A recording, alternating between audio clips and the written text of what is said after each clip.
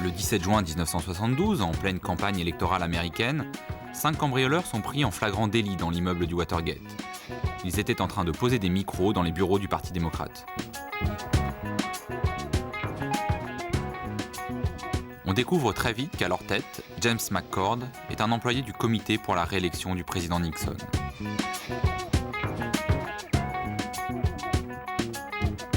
L'enquête révèle que 2 hommes ont organisé toute l'opération, Gordon Liddy et Howard Hunt. Tous 2 possèdent un bureau à la Maison-Blanche. Mais les poursuites s'arrêtent à ces 7 hommes, surnommés les plombiers. 2 journalistes du Washington Post, Bob Woodward et Carl Bernstein, affirment pourtant que les vrais responsables se trouvent peut-être dans le bureau ovale. Mais John Mitchell, l'homme de confiance de Nixon, nie toute implication. Ni le président, ni personne de la Maison-Blanche, ni personne de l'administration, ni aucun employé du comité pour la réélection du président n'est impliqué. Tout cela n'entame pas la popularité de Richard Nixon en course pour un second mandat. Le 7 novembre 1972, il est réélu triomphalement avec 68% des voix, un des scores les plus élevés des présidentielles américaines. Pourtant, à peine élu, Nixon rencontre de nouvelles difficultés. Sur fond d'opposition à la guerre du Vietnam, l'affaire du Watergate ressurgit et révèle d'autres pratiques douteuses du gouvernement Nixon. Effractions, pourrissement de la campagne démocrate et coups bas contre les pacifistes. Nixon est même soupçonné d'avoir détourné des fonds publics. Les gens doivent savoir si leur président est un escroc. Eh bien, je ne suis pas un escroc. Malgré les dénégations du président, le Watergate atteint progressivement ses plus proches collaborateurs. John Mitchell, ancien ministre de la Justice, est le premier à quitter ses fonctions. Mais le 30 avril 1973, ce sont à la fois John Dean, conseiller de la Maison-Blanche, Bob Haldeman, chef de cabinet de la présidence, et John Ehrlichman qui démissionne. Une seule question demeure, le président savait-il ?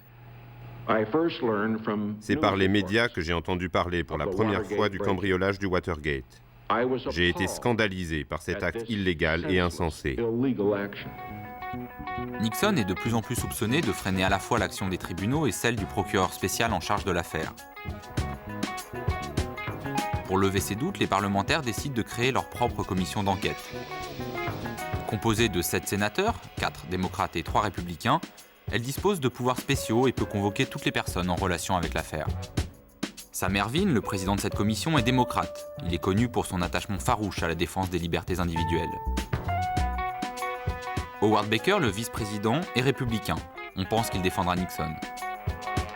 Mais l'homme clé de cette commission n'est pas un sénateur. Samuel Dash est celui qui mène les interrogatoires préalables. Le 17 mai 1973, les auditions s'ouvrent pour un marathon de 6 mois et sont retransmises en direct sur les chaînes nationales 7 heures par jour. Dans la grande salle du Conseil, face aux sénateurs, de longues tables sont installées pour accueillir les journalistes.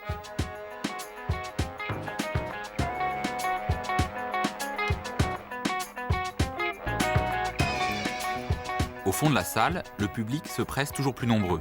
Tous les regards convergent vers la table des témoins, où vont se succéder jour après jour les hommes de Nixon.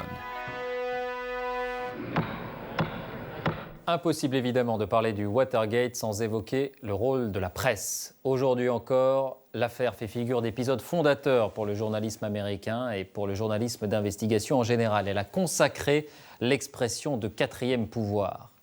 Et pourtant, tout a commencé sans réelle conviction ni grand enthousiasme. Le matin du 17 juin, la salle de rédaction du Washington Post est aussi calme que n'importe quel samedi. Et ceux qui vont devenir les journalistes américains les plus célèbres, Carl Bernstein et Bob Woodward, sont encore surnommés les mômes par l'ensemble de la rédaction. Carl Bernstein d'abord, il a 29 ans, cheveux longs, blue jean, et fait figure de mauvais garçon du journal. Il avait 16 ans quand il a commencé à travailler, à mi-temps, et traîne derrière lui une réputation de désinvolture. Mais il est là, ce samedi matin. Son supérieur l'envoie donc enquêter sur ce qui apparaît comme une petite affaire. 5 hommes tout juste arrêtés dans le quartier général de campagne du Parti démocrate, dans l'immeuble du Watergate.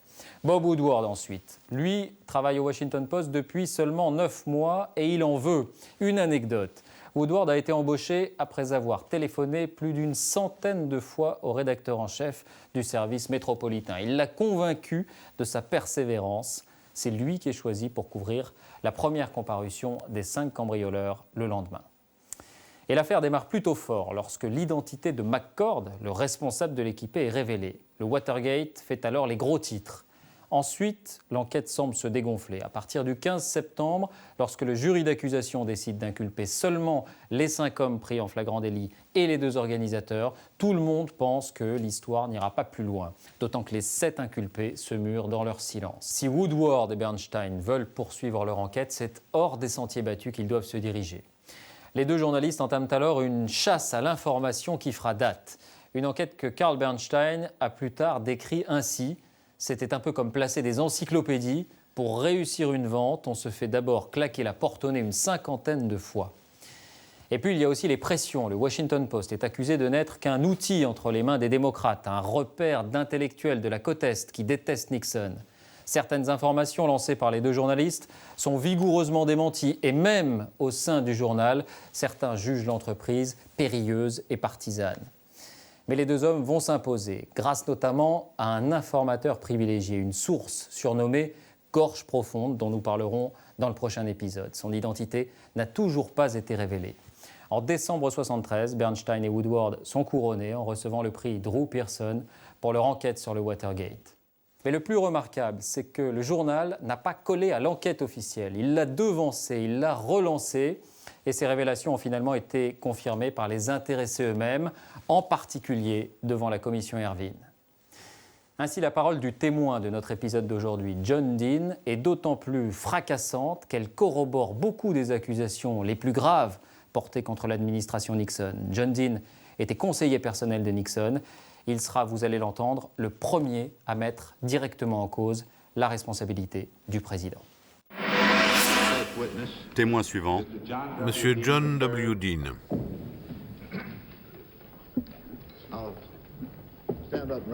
Levez-vous et levez la main droite. Au cours de votre témoignage devant la commission d'enquête sénatoriale sur la campagne présidentielle, jurez-vous devant Dieu de dire la vérité, toute la vérité et rien que la vérité? Je le jure. Si Nixon tombe, ce sera sans doute à cause du témoignage de John Dean, disent à l'époque les journaux. Cet ancien avocat était le conseiller juridique de Nixon et c'est lui qui a organisé l'étouffement de l'affaire. Son audition est un marathon de près d'1 semaine qui débute par une longue déclaration décrivant d'abord l'atmosphère dans une Maison-Blanche alors dirigée par les hommes de Nixon, Robert Hybe, Dwight Chapin ou Bob Haldeman. Monsieur Dean, vous souhaitez faire une déclaration à la commission, je crois. C'est exact. Mais avant de lire la déclaration qui est assez longue, j'aimerais faire quelques remarques. Monsieur le Président, Monsieur le Vice-président et Messieurs les membres de la Commission, j'aimerais pouvoir vous dire que je suis heureux d'être parmi vous, mais vous comprendrez aisément pourquoi ce n'est pas le cas. Pourriez-vous, s'il vous plaît, approcher le micro, que nous puissions tous vous entendre? Bien sûr.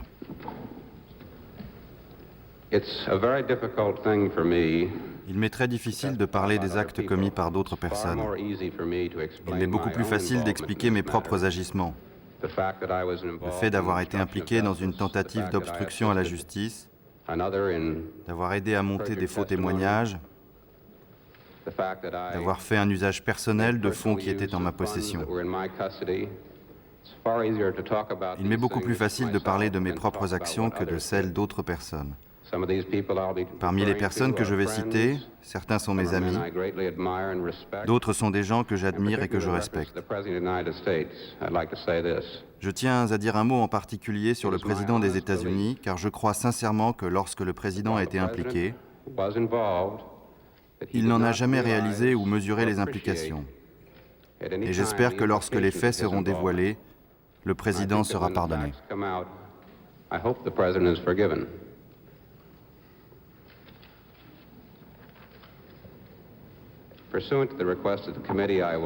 Conformément à ce que la Commission m'a demandé, je vais commencer par ébaucher une description générale de l'atmosphère qui régnait à la Maison-Blanche avant le mois de juin 1972. Pour quiconque travaillait à la Maison-Blanche et était familier de ses rouages, l'affaire du Watergate apparaissait comme une excroissance inévitable d'une atmosphère de préoccupation excessive de l'impact politique des manifestants, une préoccupation excessive des fuites, un goût insatiable du renseignement politique. l'autre ingrédient étant une équipe très active et peu soucieuse de la loi.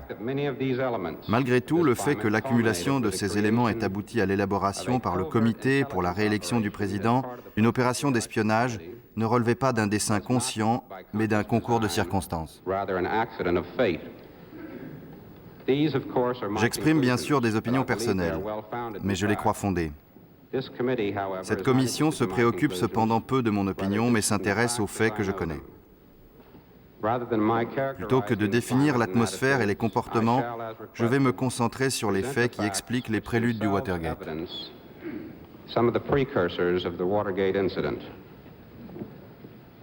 Ce n'est qu'à mon arrivée à la Maison-Blanche en juillet 1970 que j'ai réalisé la forte hostilité du président et de son équipe vis-à-vis des manifestants pacifistes et des manifestants en général.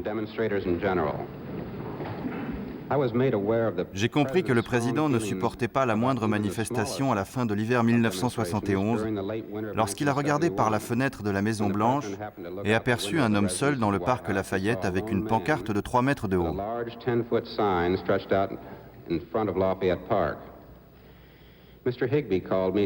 Monsieur Higbee m'a fait venir dans son bureau pour me faire part de la contrariété du président et me dire que Monsieur Haldeman avait décidé que la pancarte devait être enlevée.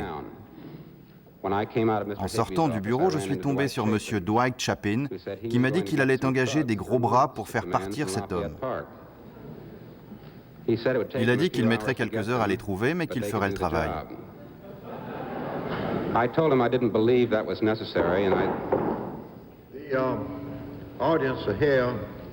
Je rappelle que le public est présent uniquement sur autorisation de la commission. Je demande à l'audience d'éviter de manifester toute opinion par des rires ou quoi que ce soit d'autre. J'espère que le public saura se conformer à ces instructions.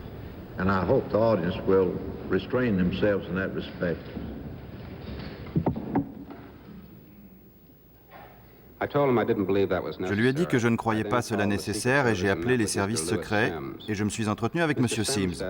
M. Sims m'a dit qu'il pensait que la police du parc pouvait gérer la situation. En moins de 30 minutes, les policiers avaient convaincu cet homme de se déplacer vers l'arrière du parc Lafayette. De là, on ne voyait plus la pancarte depuis la Maison-Blanche. J'en ai référé à M. Haldeman qui, après avoir regardé par la fenêtre, était enchanté. J'ai dit à M. Chapin qu'il pouvait décommander ses troupes. Parmi les membres de la Maison-Blanche, les personnes qui étaient le plus intéressées par le renseignement politique étaient Ehrlichman, Haldeman et Colson. Au fur et à mesure que la campagne présidentielle approchait, je dois avouer que Colson surtout, mais aussi Haldeman, venait chercher dans mon bureau des informations politiques liées à la campagne. Dans les premiers jours de ma participation à l'étouffement de l'affaire, dès le 17 juin, proche de Nixon, John Ehrlichman charge John Dean d'éviter que l'affaire n'atteigne le président. La priorité est le contenu sulfureux du coffre que l'un des organisateurs du cambriolage, Howard Hunt, détient à la Maison-Blanche.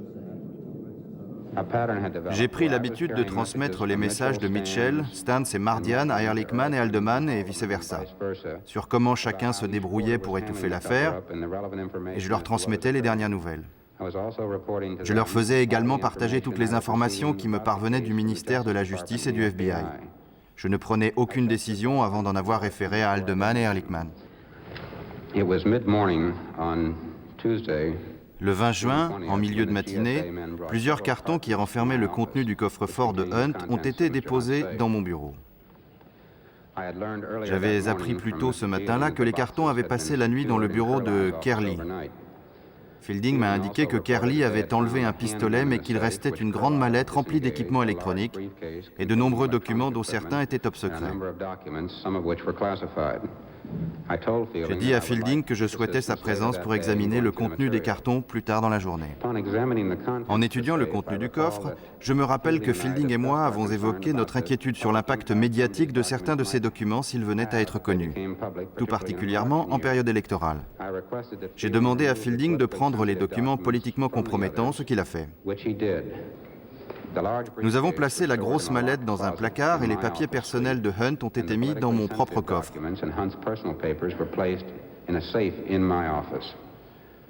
Les autres documents sont restés dans les cartons, toujours dans mon bureau. Par la suite, j'ai dit à Ehrlichman ce que contenait le coffre de Hunt.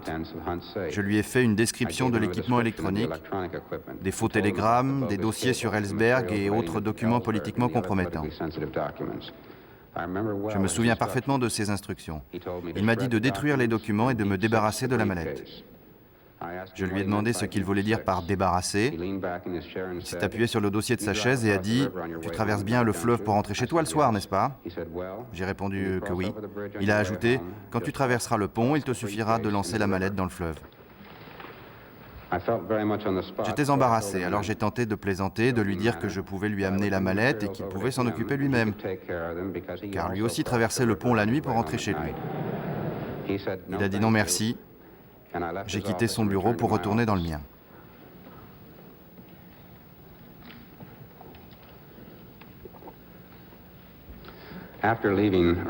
Après avoir quitté son bureau, j'ai repensé à ce qu'il m'avait dit de faire. J'étais décontenancé. J'en ai parlé à Fielding, qui convenait que détruire des preuves potentielles était un acte extrêmement grave. Je crois que Fielding se rendait compte de mon dilemme. Lorsqu'Ehrlichman donne un ordre, il entend être obéi. J'ai décidé d'y réfléchir. J'ai sorti la mallette du placard où on l'avait mise, car je n'avais pas de coffre suffisamment grand et sûr.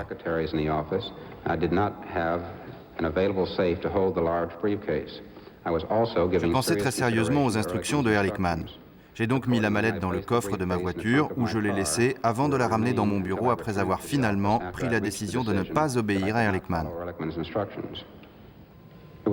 J'étais à San Clemente en août lorsque le président a donné à la presse les conclusions du soi-disant rapport Dean qui innocentait toute personne employée à la Maison-Blanche ou dans l'administration, des accusations de complicité dans l'affaire du Watergate. Cette conférence de presse a eu lieu le 29 août 1972. De juin à août, John Dean a été chargé de surveiller l'enquête du FBI et de la justice. Pendant ce temps, Nixon et son porte-parole Ron Ziegler nient toute implication de la Maison-Blanche dans cette histoire. Je voudrais rappeler à la Commission les déclarations de la Maison-Blanche sur l'incident du Watergate avant cette conférence du 29 août. Le 19 juin, Ziegler a annoncé que la Maison-Blanche ne menait pas sa propre enquête. Le 20, Ziegler a ajouté que le président ne s'occuperait pas de cette affaire, même si le lien entre M. Hunt et la Maison-Blanche était publiquement établi. Le 21 juin, Ziegler déclare que Colson lui a garanti qu'il n'était en rien impliqué et la Maison-Blanche déclare à nouveau que le président ne s'en mêlerait pas. Le 23 juin, le président confirme les propos de Ziegler et déclare que la Maison-Blanche n'a aucun rapport avec cet incident. Le 3 juillet, alors que le président se trouvait en Californie, il a écarté un procureur de l'affaire et a déclaré que le FBI et d'autres autorités se chargeraient de faire aboutir l'enquête. Ziegler ajoute le même jour que le président ne serait pas tenu au courant de l'avancée de cette enquête politiquement sensible par des rapports spéciaux car ce serait inapproprié. Puis arrive la déclaration du 29 août qui cite l'enquête Dean. Je ne savais pas du tout que le président allait déclarer que j'avais mené une enquête et que je n'avais pu établir aucune complicité de la part des membres de la Maison-Blanche ou de l'administration. J'ai appris l'existence de cette enquête par les informations télévisées le soir où j'ai quitté San Clemente. J'avais l'intention de m'approcher de la résidence présidentielle et d'écouter la conférence de presse, car je n'avais jamais assisté à une conférence de presse sur la côte ouest. Mais à la dernière minute, je suis retourné dans ma chambre, j'ai allumé la télévision et entendu la déclaration du président. Si le président m'avait consulté, je me serais vigoureusement opposé à cette déclaration pour plusieurs raisons que je lui aurais expliquées. En effet, j'aurais été le dernier à déclarer, comme l'a fait le président, que nul employé en fonction à la Maison-Blanche n'était au courant de la préparation du Watergate. Je pense cependant que personne à la Maison-Blanche ne savait qu'il y aurait un cambriolage au QG de campagne des démocrates le 17 juin, car je crois que seuls les intéressés savaient exactement ce qui allait se passer ce jour-là.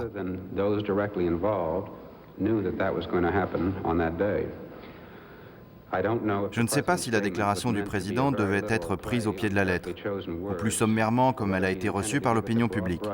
Cependant, j'aurais déconseillé au président d'émettre une telle déclaration.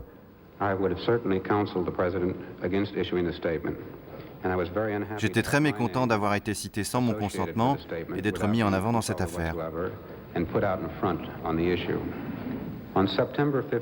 Le 15 septembre, le ministre de la Justice a annoncé que le jury chargé de l'enquête du Watergate s'était prononcé en faveur de 7 inculpations. J'ai reçu dans l'après-midi un appel me demandant de me rendre dans le bureau ovale. Monsieur Haldeman et le président m'y attendaient. Le président m'a proposé de m'asseoir. Les deux hommes semblaient de très bonne humeur et m'ont accueilli chaleureusement.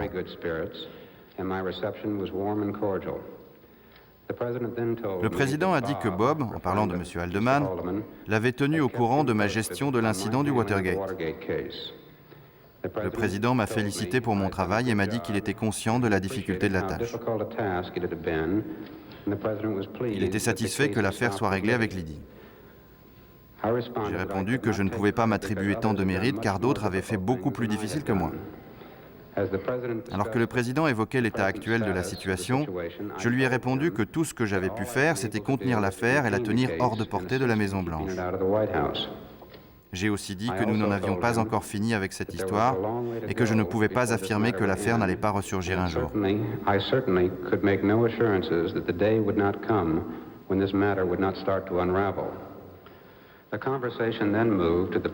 La conversation a ensuite porté sur le traitement médiatique du Watergate et sur la volonté des journalistes d'en faire une des questions centrales de la campagne électorale.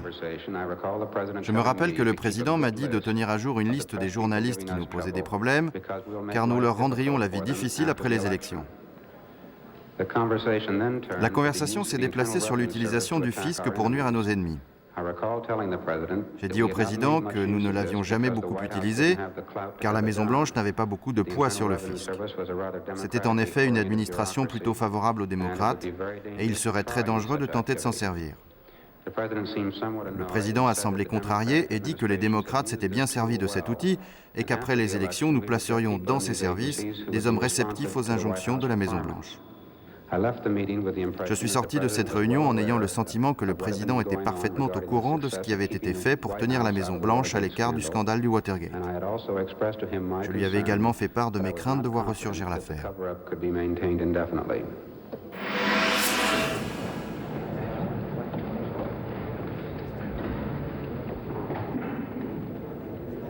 Au second jour d'audition, Samuel Dash creuse les révélations de John Dean sur un étouffement massif de l'affaire qui impliquerait les plus hauts responsables de la Maison-Blanche et du comité pour la réélection du président.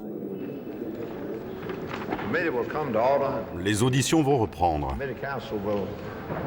Monsieur Dash, le témoin est à vous. Dans votre déclaration, vous avez mentionné un grand nombre de réunions et d'activités qui ont eu lieu après l'arrestation des cambrioleurs dans le QG de campagne des démocrates de l'immeuble du Watergate le 17 juin 1972. Et se sont poursuivis durant plusieurs mois en présence de messieurs Haldeman, Ehrlichman, Colson, Mardian, Mitchell, Larue, Magruder, vous-même et d'autres personnes non citées ici.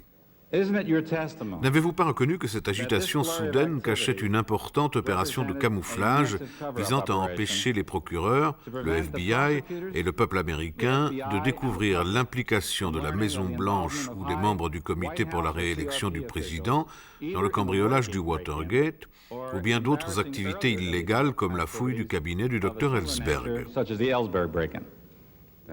C'est exact, Monsieur Dash. Cette opération ne consistait-elle pas en faux témoignages, subornation des témoignages de Magruder, Porter et d'autres?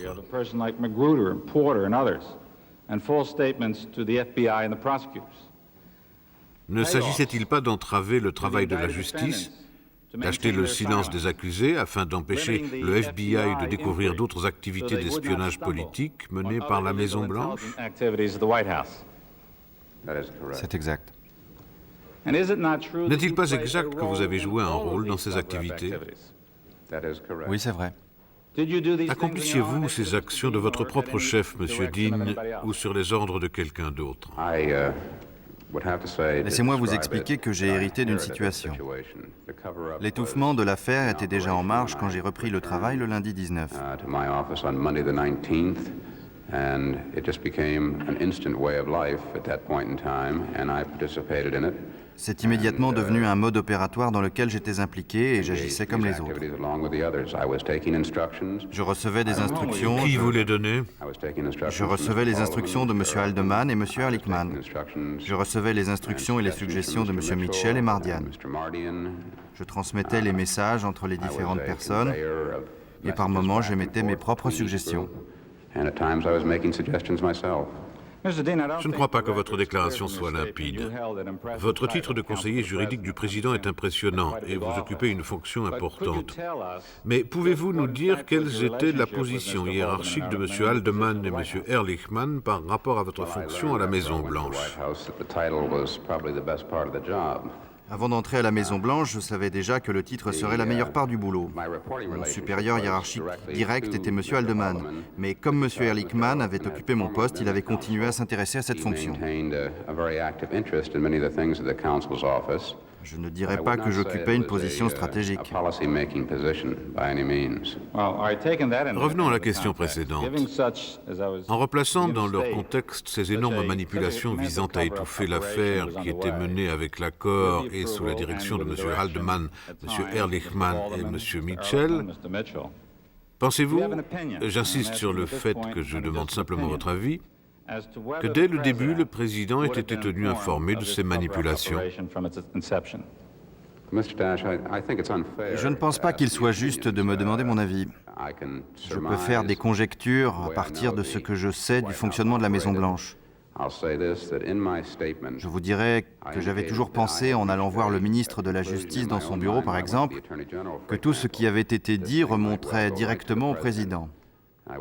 Je vous dirais que j'énonce ici seulement une opinion, mais que je craignais que ce soit le cas, connaissant les rouages de la Maison-Blanche et la façon dont les choses étaient rapportées au président.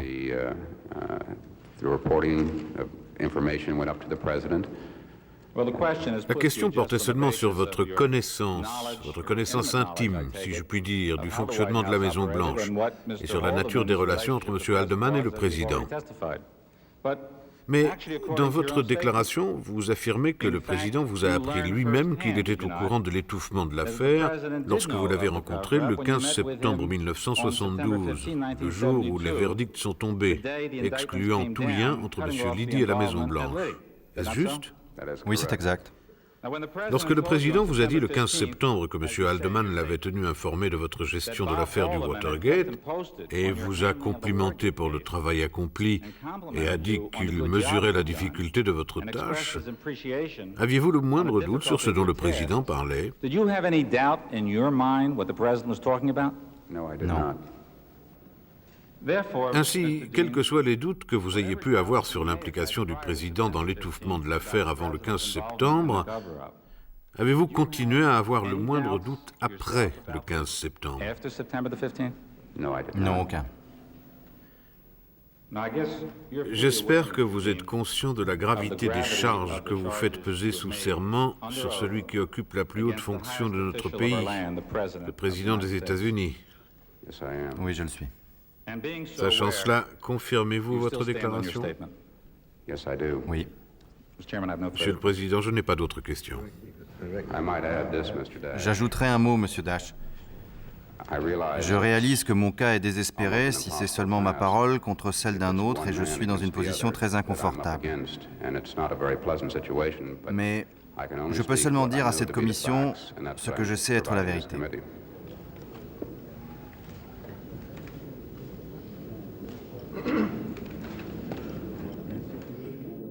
Soucieux des droits fondamentaux du peuple américain, le sénateur Ervin revient sur la manière dont la Maison-Blanche se comportait avec ses opposants, plus souvent qualifiés d'ennemis que d'adversaires.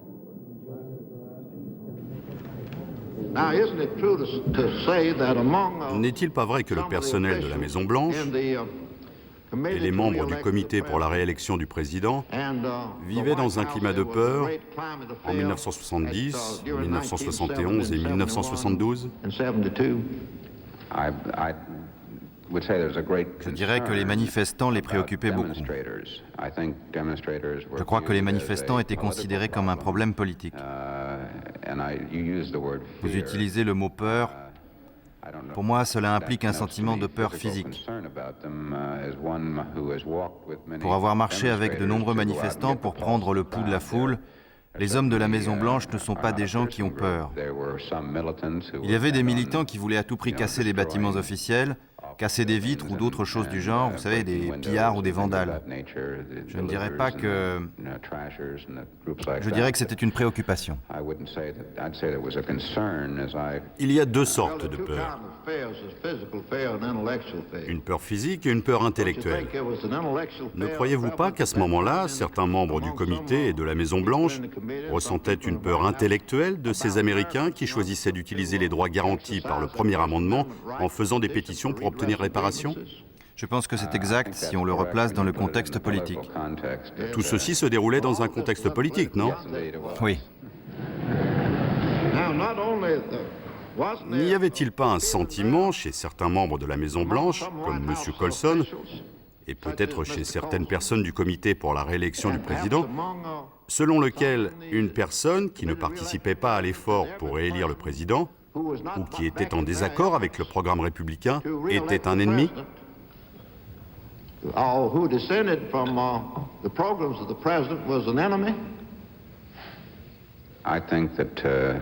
Je pense que les personnes qui avaient de l'influence sur un auditoire quelconque et qui exprimaient publiquement leur désaccord étaient considérées comme des opposants ou des ennemis, oui.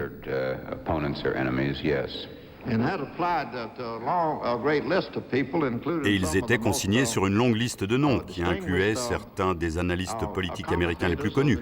Est-ce exact? Oui. Vous avez aussi identifié hier un document comme provenant du bureau de M. Colson, intitulé « Liste des opposants ».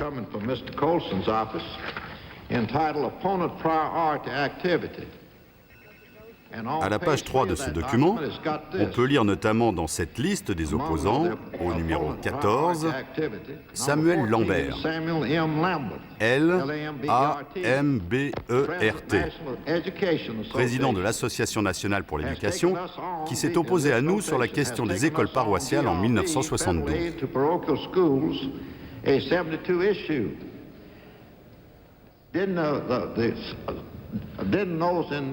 Les personnes qui, à la Maison-Blanche, s'occupaient de la réélection du président et le comité pour la réélection du président, ne considéraient-ils pas comme ennemis toute personne qui était en désaccord avec le programme du président Nixon?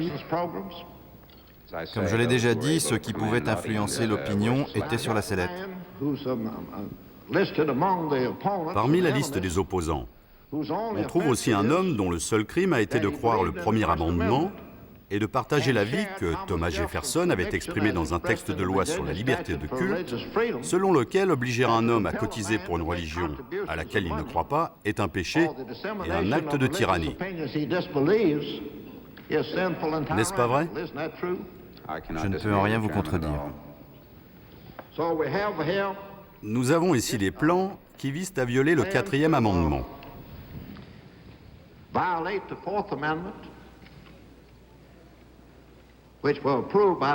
Des plans qui, d'après M. Haldeman, ont été approuvés par le président.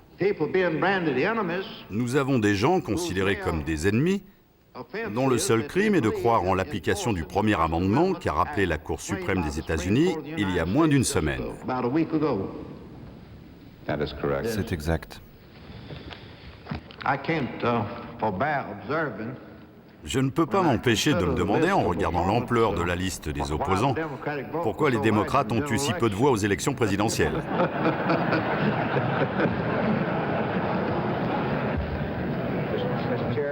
Monsieur le Président?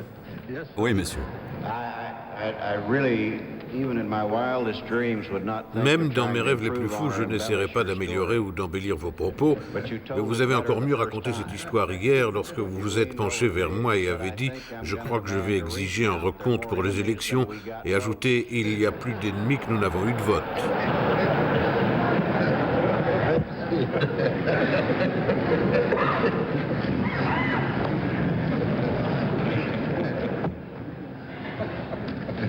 Now, isn't it true that a short time after the Peu de temps après le cambriolage, est-il exact que les médias annonçaient que 5 cambrioleurs avaient été pris en flagrant délit dans le QG de campagne des démocrates et que 4 de ces cambrioleurs avaient en poche de l'argent provenant du comité pour la réélection du président?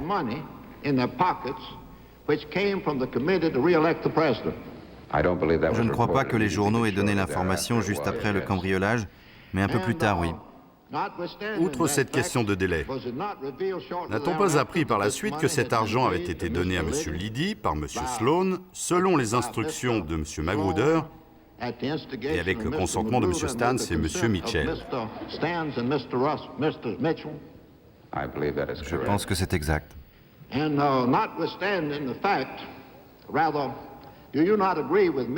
Êtes-vous d'accord avec moi pour dire que ces faits étaient des indices qu'il y ait sans aucun doute possible le Watergate au comité pour la réélection du président?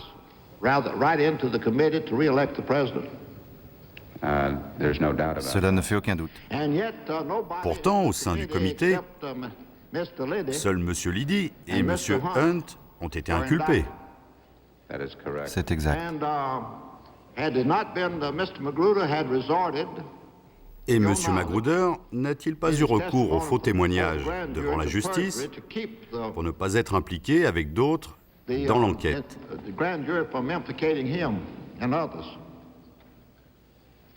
C'est exact. Ainsi, la réunion où le président vous a dit que M. Haldeman l'avait tenu informé de vos activités s'est-elle déroulée dans le bureau du président le jour même de l'annonce des mises en inculpation qui s'arrêtaient à M. Liddy, M. Hunt et M. McCord? C'est exact. Nous avions discuté à la Maison-Blanche de la stratégie à adopter pour que l'enquête ne remonte pas plus haut que M. Liddy et avions conclu que M. Magruder allait devoir faire un faux témoignage.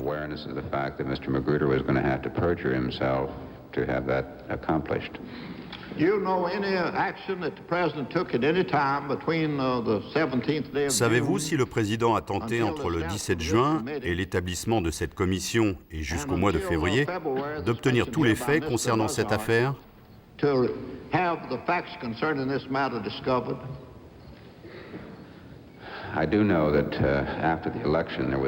Je sais que j'étais dans le bureau de M. Haldeman après les élections lorsque M. Haldeman a dit que le président aimerait avoir un bilan des faits. Et nous avons tous les deux discuté des conséquences de toutes les actions entreprises. J'ai alors dit que je sentais, je ne savais pas encore ce qui allait se passer, mais je savais ce qui avait été entrepris depuis le 17 juin, que ces activités pourraient nous amener à être inculpés, M. Haldeman, M. Ehrlichman et moi-même. Et j'ai peut-être aussi cité d'autres noms.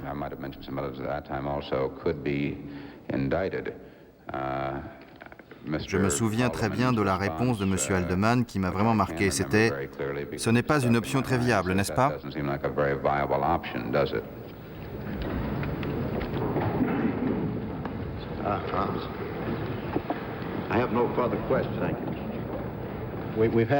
Nous avons vu la situation en général. Maintenant, mes questions vont porter essentiellement sur la réunion du 15 septembre.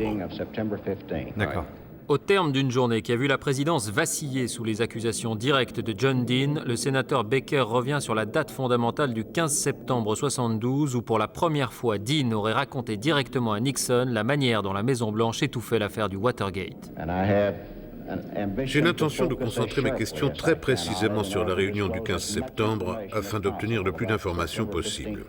Encore une fois, ce que je veux vérifier, ce n'est pas la crédibilité de votre témoignage, mais être sûr que les preuves que vous nous apportez sont bien des preuves directes. Je comprends. Je vous prie donc d'éviter tout oui-dire ou preuve indirecte et de nous raconter à nouveau, en prenant votre temps si nécessaire, la réunion du 15 septembre. Les verdicts ont été rendus le 15 au matin. Je pense que la Maison-Blanche s'est sentie soulagée. Je n'avais pas la moindre idée que j'allais être appelé dans le bureau du président.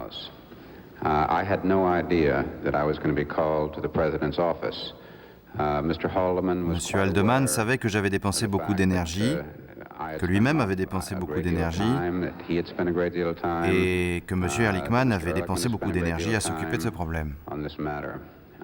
En fin d'après-midi, j'ai reçu un appel me demandant de me rendre dans le bureau du président. Savez-vous qui a passé le coup de fil? C'était ma secrétaire qui a pris le message et elle m'a dit « Vous êtes attendu dans le bureau ovale ». Je ne me rappelle pas qui a appelé, mais c'était une des secrétaires qui s'occupe de ce genre de communication. D'accord, continuez. Quand je suis rentré dans le bureau, je me rappelle que vous avez déjà été dans ce bureau, vous savez comment sont placés les deux fauteuils à côté du bureau du président. Vous parlez du bureau ovale? Oui. Monsieur Haldeman était assis dans le fauteuil qui se trouve à votre gauche si vous faites face au président. Ils étaient visiblement en pleine conversation.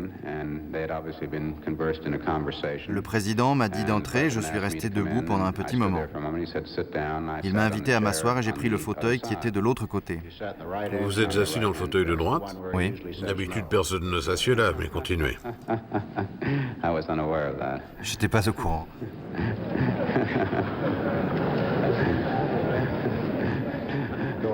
Poursuivez, Monsieur Dean. Comme je l'ai dit dans ma déclaration préliminaire, l'accueil était chaleureux et cordial.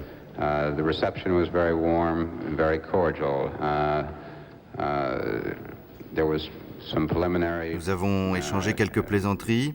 Puis je me rappelle très clairement que le président m'a dit que M. Haldeman lui avait dit qu'il avait été tenu informé ou au courant de ma gestion des différents aspects de l'affaire du Watergate.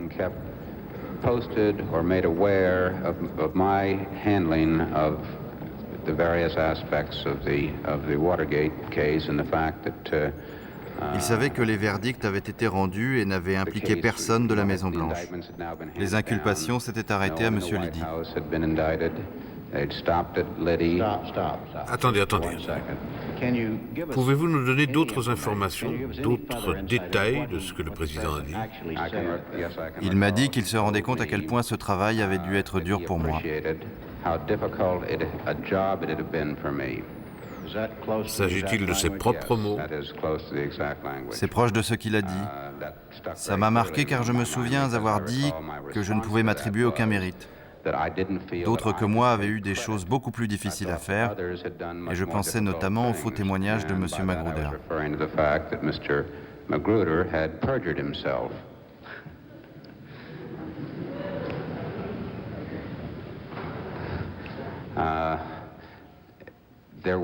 Nous n'avons pas parlé de mon implication.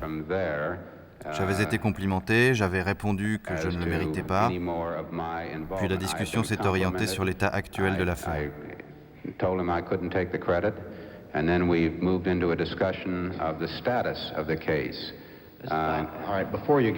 Laissons cela de côté pour l'instant, nous y reviendrons. Mais sans vouloir être mélodramatique, nous vivons ici un instant historique extrêmement important. Cette réunion avait donc lieu dans le bureau ovale à Washington le 15 septembre 1972, en votre présence, celle du président et de M. Haldeman. Oui, M. Haldeman était également présent. Quel était le comportement du président? Quelle était son attitude, l'expression de son visage, les intonations de sa voix? Comme je l'ai déjà dit, quand je suis entré, l'ambiance était très chaleureuse, très cordiale. Ils souriaient, ils étaient heureux et détendus.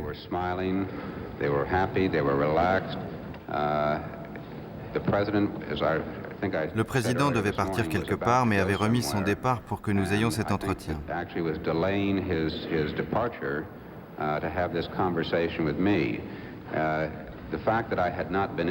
Le fait que je ne sois pas venu là pour répondre à des points techniques sur le testament du président indiquait très clairement que M. Haldeman avait pensé que je méritais les compliments du président pour ma gestion de l'affaire.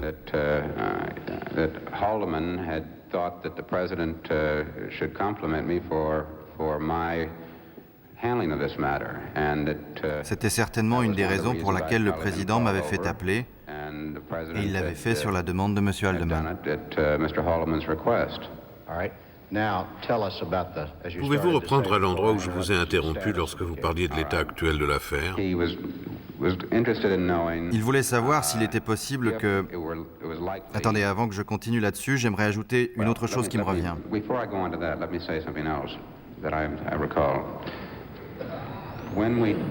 Lorsque nous parlions des verdicts qui avaient été rendus après le compliment, je lui ai dit que nous avions réussi, pour l'instant, à contenir l'affaire, qui n'avait pas éclaboussé la Maison-Blanche. Non, je n'ai pas dit ça, j'ai dit que nous avions contenu l'affaire. Avez-vous ajouté quelque chose à « nous avons contenu l'affaire » ? Non, j'ai juste utilisé cette expression, je m'en souviens très bien. C'est quelque chose de très important. Oui, je le sais. Quelle a été la réaction du président ou de M. Haldeman lorsque vous avez utilisé le mot « contenir », qui veut dire beaucoup de choses, je crois ? Je dois dire que je n'étais pas en train de scruter le visage ni de l'un ni de l'autre. Je n'avais jamais eu d'entretien privé avec le président et je dois avouer que j'étais assez nerveux. Ils essayaient de détendre l'atmosphère et de me mettre à l'aise, mais j'étais quand même très nerveux. Je suis en face de l'homme le plus important du monde occidental. C'est ma première discussion en privé avec lui. Et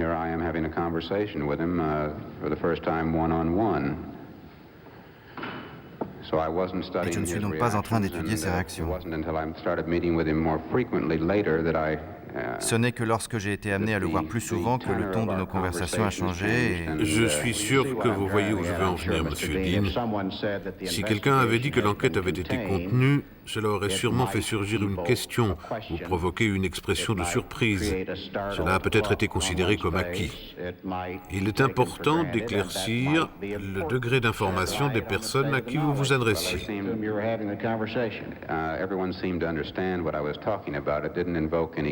Tout le monde semblait comprendre ce dont j'étais en train de parler.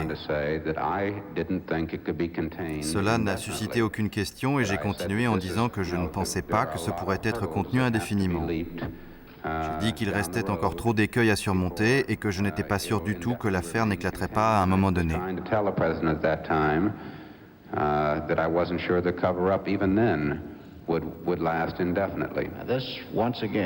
Nous abordons là un point fondamental de l'enquête. Laissez-moi vous interrompre une nouvelle fois et reprenons. Vous avez bien dit au président « Je ne crois pas que nous allons pouvoir continuer à taire l'affaire ». Oui, c'est juste. Est-ce exactement ce que vous avez dit ? Oui, c'est très proche car je lui ai dit que le scandale avait été contenu jusqu'à présent. Mais je ne pensais pas qu'il le serait indéfiniment. Comment a-t-il réagi ? Comme je vous l'ai déjà dit, je n'ai noté aucune réaction particulière. Il est 17h30. La séance est levée. Nous reprendrons demain à 10h.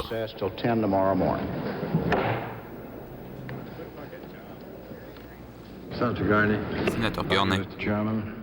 Le sénateur Gurney a la réputation d'être aux ordres de la Maison-Blanche. Il est le plus virulent dans la mise en doute des affirmations de John Dean sur la réunion du 15 septembre. Avez-vous évoqué des aspects précis du Watergate lors de cette réunion avec le président ? Par exemple, lui avez-vous parlé de quelque chose que M. Haldeman ou M. Ehrlichman savaient ? Étant donné qu'il m'avait dit que j'avais fait du bon travail, j'en ai déduit qu'il avait été satisfait par ce qui avait été accompli.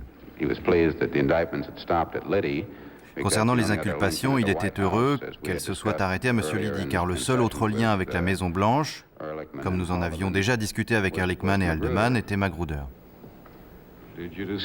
Avez-vous parlé de ce que Magruder savait et de son implication ? Non, je ne suis entré dans aucun... Je ne lui ai pas fait un résumé de la situation à ce moment-là. Avez-vous parlé de l'argent utilisé pour acheter le silence des accusés ? Non. Avez-vous parlé des informations transmises par Strachan à Haldeman ? Non. Avez-vous dit que Haldeman a demandé à Strachan de détruire toutes ces informations ? Non.